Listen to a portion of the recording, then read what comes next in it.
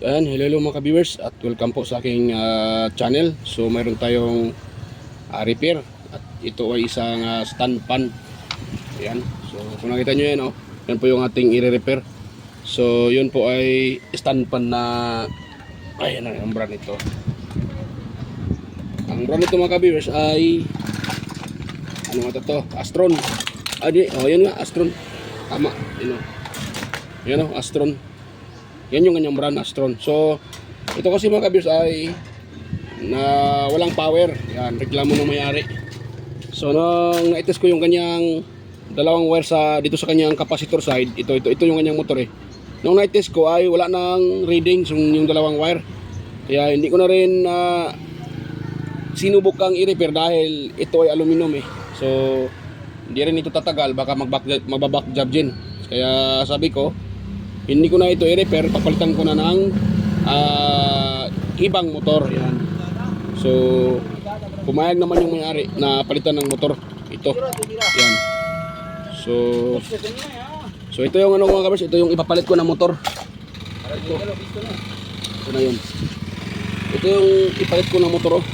Ito po ay, ang brand ito ay Duel. Yung unang labas na Duel, pero ano siya? Yung kanyang design ng kanyang windings ay Nidic. Yan, Nidic type. Ang tawag naman nito ay Nidic, yung pagka-rewind ba. Yan. Ito, kung ganitong motor na to ay ito yung unang labas ng mga Nidic type. Unang labas din yan. So matibay din siguro yan dahil yun nga, matagal naman din itong klaseng ano na to. Itong unang labas na Duel ito mga ka-viewers. Ito, Duel pala, yun pala. Ito, dito ko kasi nakuha. Yan, yun. Ito yung kanyang kaha. At yung kanyang stand. Yan naman yung stand niya mga ka-viewers. Yan, napakita ko sa inyo. Ayan ito yung stand niya. Yan, ito yung saliigan. Yan. Tsaka, ito naman yung kanyang tawag yan. LC. Ito. Yupi-yupi nga yung kanyang LC. Yan.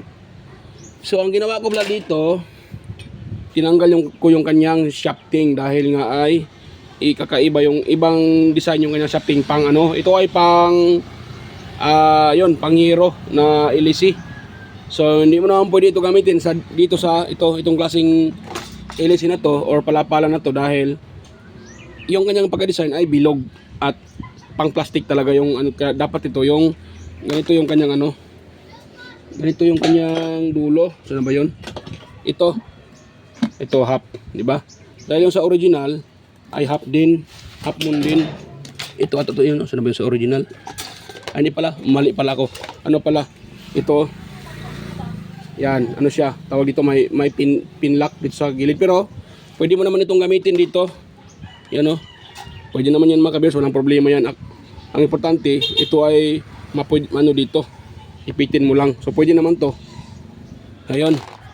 So yun yung meron akong teknik mamaya pang paano mo siya ilagay dito na hindi siya luluwag. Yan. So ito yung gagamitin ko mga ka-viewers sa pagsalpak dyan sa na yan. Electric pa na yan. Yan. So dahil sira yung kanyang motor, ito yung gawin natin. Yan, ito yung kanyang mga kaha o pinaka-cover niya or casing niya sa motor niya. Itong dalawang to. So hindi ko na ito gagamitin. Yan. Dahil kung itong shafting niya, kung ito yung aking gagamitin dito sa gearbox na to, yung itong design, ay hindi po yan po pwede mga ka-viewers dahil hindi magkatugma yung kanilang yung pinaka-gear dito. Magkaiba yan sila eh. Yung gear dito at saka itong nilagay ko na shafting, ito kong shafting na to ay galing sa mga ka-viewers sa Hanabishi. So hindi po siya magkatugma dito. Ito kasi magkatugma sila o diba? Magkatugma sila dahil malaman mo naman natin pag hindi magkatugma dahil pag inaikot mo ito, masikip at lumalagitik. Yan. Minsan lumalagitik yan. At masikip, hindi mo siya maikot. Yan. Mayroong parang tinatamaan sa ilalim kaya ang ginagawa ko, hindi ko na lang ginamit yung kanyang pinaka-shafting. Itong motor na to. So itong motor din ng Union, ang ginamit ko sa kanya na shafting din ay sa Hanabishi. So magkapareho lang naman yun mga dahil nagkasya nga sila yan. So pwede lang, di ba? So pwede ito. Kaya ito yung aking ginamit. So ngayon, dito tayo sa pag-wiring nito mga ka-viewers. Ganun nyo lang dito. Tsaka ito, na pala ito din. Pakunin ko rin ito, itong kanyang pinaka swing arm. Magpalit din tayo ng swing arm. So yung swing arm na ipapalit ko nito, yung doon din sa dowel na yon. Yun yung ating kukunin mga ka-viewers na swing arm. Yan, tanggalin mo natin itong kanyang swing arm. Para ating or swivel arm or swing arm. Yon. Ngayon, ito ay natin gagamitin. Ito yung gagamitin natin. Ito. Yan. Tapos, so na yung screw. Ito yung ilagay natin dito mga ka-viewers. Para yon po ay mailalak natin.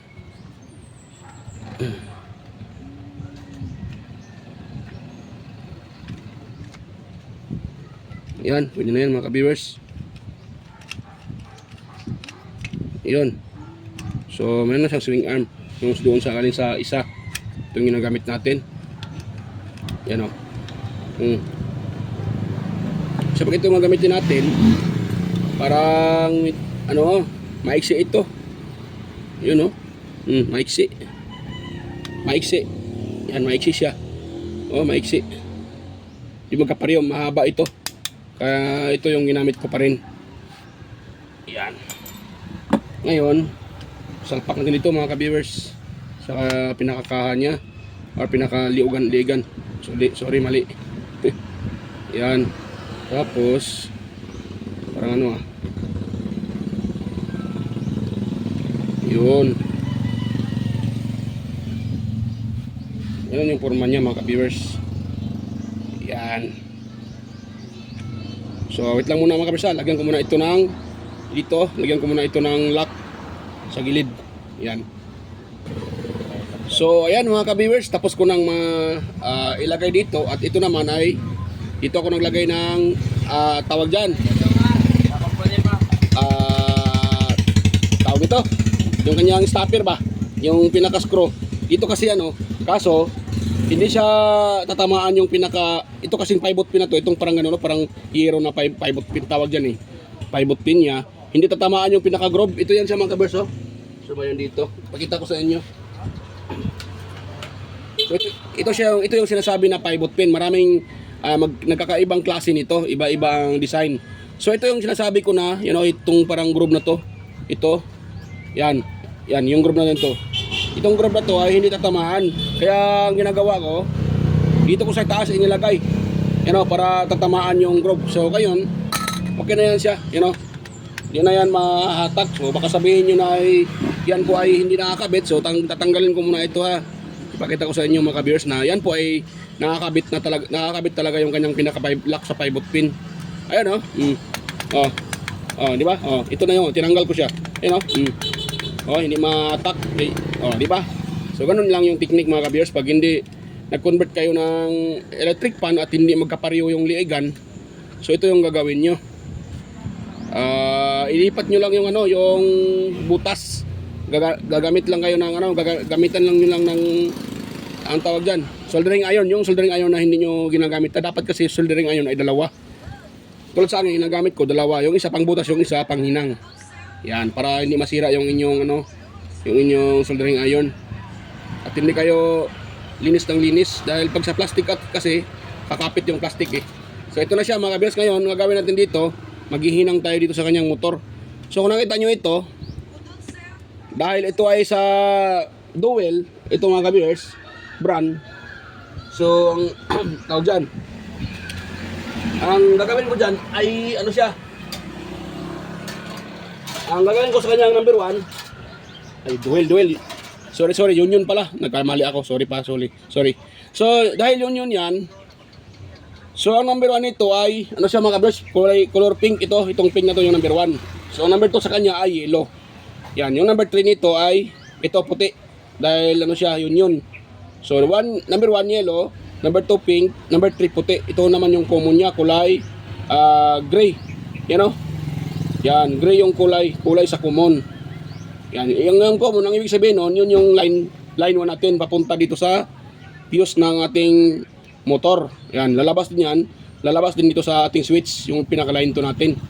Ito kasi yung line to sa switch. So ito namang switch natin or switch niya. Ang number 1 dito ay dito banda. Dito yung number 2 at ito naman yung number 3. So hihinang tayo dyan mga ka-viewers. Ayan o, hihinang tayo. So hindi ko na tinanggal yung ano, itong nakalagay na dinugtong ng unang gumawa nito. Ayan o, na ano siguro yung pagkaputol kaya dinugtungan na lang para mahaba yung wire. Ayan. So maglagay tayo dito ng soldering lead mga ka-viewers sa kanyang speed or sa kanyang 1, 2, 3. So ano na mga ka-viewers, anong oras na pala ngayon? Para 5 na. Sarap na magkape, hindi pa ako nakapag ano. Tapusin ko lang ito. Ito mga ka-viewers, sarap pag-inom ng ano, kape. So lagay muna ako ng ano mga ka-viewers dito, soldering lead, para maisolda natin siya. Yun, pwede na yan. Yan, tumalsik pa. So dito naman tayo sa isa, itong pinaka-yellow. Yan, lalagyan din natin ng soldering lead. Yun. Tapos itong last, yung pinaka kulay white or kulay puti. Yan. Yun. Ngayon dito naman tayo sa kanyang pinaka switch or selector switch. Dito tayo maglagay ng LED or lead, para LED naman noon, lead.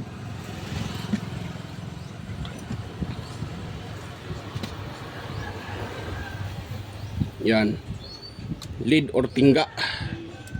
So ito tayo. Hirap pag ano mga kabers, hirap maghinang, lalo na pag hindi plastar yung pagkahinang, medyo mahirap. Yon, ganun. So patakan natin siya ng hinang para mamaya pag ating ihinang yung mga wire, kakapit ka agad mga ka-viewers. Yan. Yan, so ako naman talaga hindi tayo mastermind sa paghihinang. So ang importante ay mahinang, diba? Yun lang naman ang importante. Hindi tayo master. Yan. So ito yung number 1 dito. Ito yung napasok pa ako. Ito yung number 1 mga ka-viewers ito. So dahil yan yung number 1, yan yung kapartner dito sa kulay, itong kulay pink. So itong kulay pink dito natin ihinang. Hirap maghinang talaga. Totoo lang.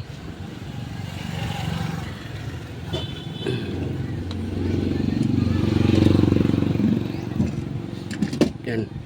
Gagalaw-galaw eh. Gagalaw-galaw.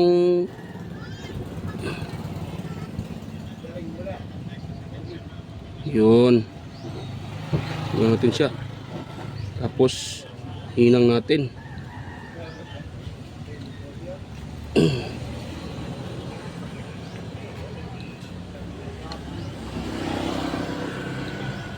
Ako'y nahirapan dito limbarok talaga itong ano na to, switch na to.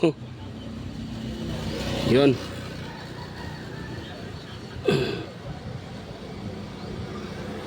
Yun. Yan. Tapos pwede na yan. Matigas na yan. Yan o. So ito naman tayo sa number 2. Parang blurred ata yung pagkaano ko Hindi masyadong kita. Blurred. Tanggalin ko na lang ito mga ka-viewers. Medyo ako nahirapan dito. Yan. Yun. Yun. Pinahirapan pa ako. Tatanggalin ko na lang. Tapos dito tayo. Yung number 2 natin ay itong kulay yellow mga ka-viewers or kulay dilaw. Ito tayo dito sa number 2. Yan. Tapos hinangin natin siya. So, siyempre didikit yan.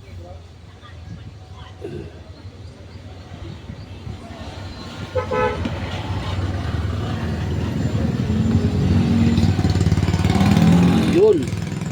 Dumikit na siya mga ka-viewers. So pinakalas ito kulay puti. Puting-puti. Yan. Itong hindi pa pinakalas dahil mayroon pang common sa speed. Ito yung pinaka number 3. Yung puti yung pinaka number 3. Pinaka mababang reading mga viewers. Ayan. Ayun. O, diba? Tapos, ngayon dito naman tayo sa kanyang ito yung common niya. Ito naman at saka itong gray, ito yung magsama. Ganon siya o ganon.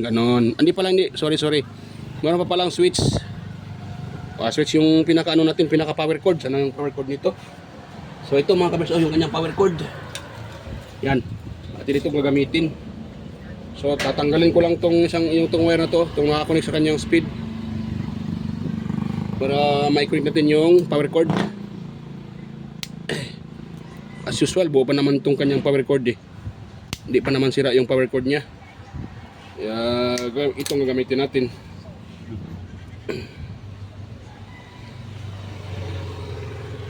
Yan, ganito lang kasi pag-convert ng mga electric pan. Kung sakaling wala kayong motor na magkapareho, so ito lang yung gagawin nyo. Tulad ng ginagawa ko. Yan. Siyempre, kailangan nyo rin ng mga kabiyers, kailangan nyo ng mga stock na mga yung mga junk. Dahil yung ibang electric pan, sira yung motor, buo naman yung ibang pyesa niyan. Pwede nyo pang gamitin yan mga viewers. Huwag yung itapon. Dahil ang sirang motor, yung mga parts niyan, ibang mga parts ay buo pa yan. Tulad ng LEC, o yung LEC niya, yung kanyang liigan, pivot pin, mga knob niya, buo pa yan. Gearbox, buo pa yan. Pero lang pag yan po ay biak na, huwag nyo nang gamitin. Pero kung hindi hindi pa naman siya biak, o hindi naman nag-track, so pwede yan mga ka-viewers. So na ba yun? Ako yung naano dito yun. Yan, ganun siya, pag ganun.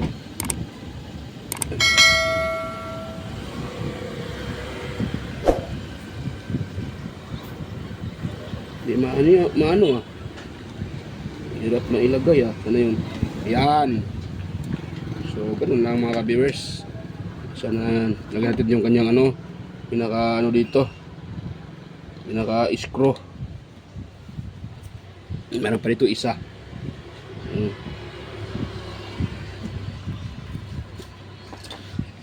Yan.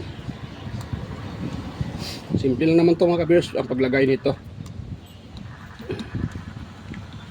So, ang gagamitin ko na cover, yung cover din sa kanya, yung motor cover ito.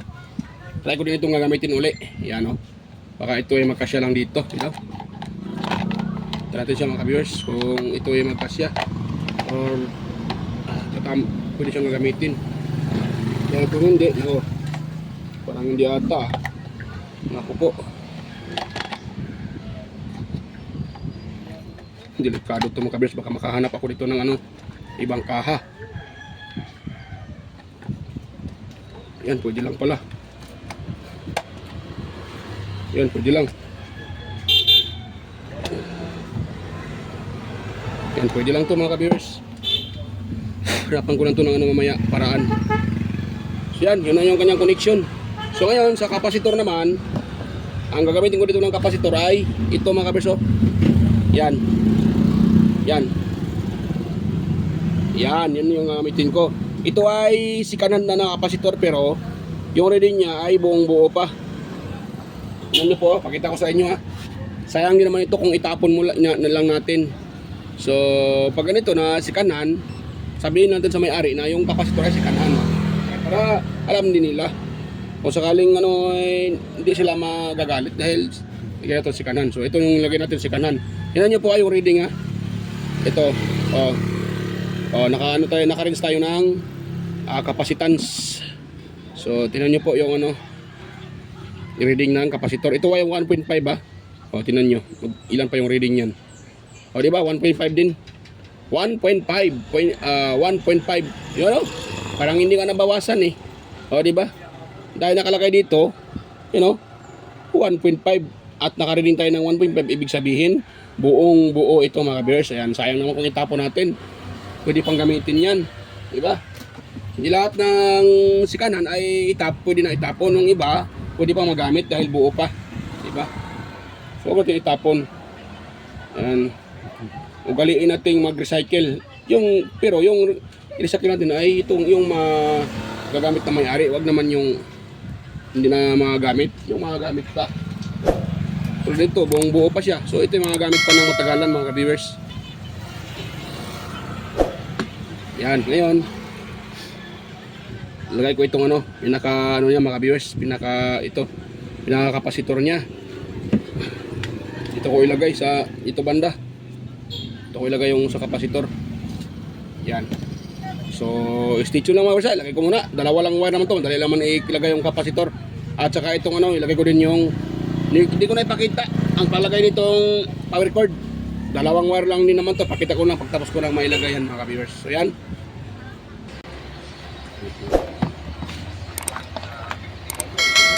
So, yan mga ka-viewers. Okay na po. Yan umikot na. At hirap mag-vlog pag nakahawak tayo doon sa electric fan. Wala kasing stand ito eh. So, hindi kasi siya pwede dyan sa, yung maitim na yan. Hindi kasya. So, inawakan ko na lang habang tinites. So, yan. Kape pala tayo, yan. Yan, kape kami ni bro. Yan si bro. Bro! Yan si bro. Yan. Kape. Yan, nagkakape kami mga ka-viewers kahit gabi. Nagkakape kami. Sarap mag-inom ng kape. Sarap uminom ng kape. So, yan. Okay na yan mga ka-viewers. Gumana na. Ayun, so pasensya na hindi ko na ipakita yung pag-install, paglagay ng cover. Madali lang naman yung paglagay ng cover niyan mga ka-viewers. Ayan. So okay na yan mga ka-viewers, gumana na. So okay na yan siya. Ayan Ayan, gumana na.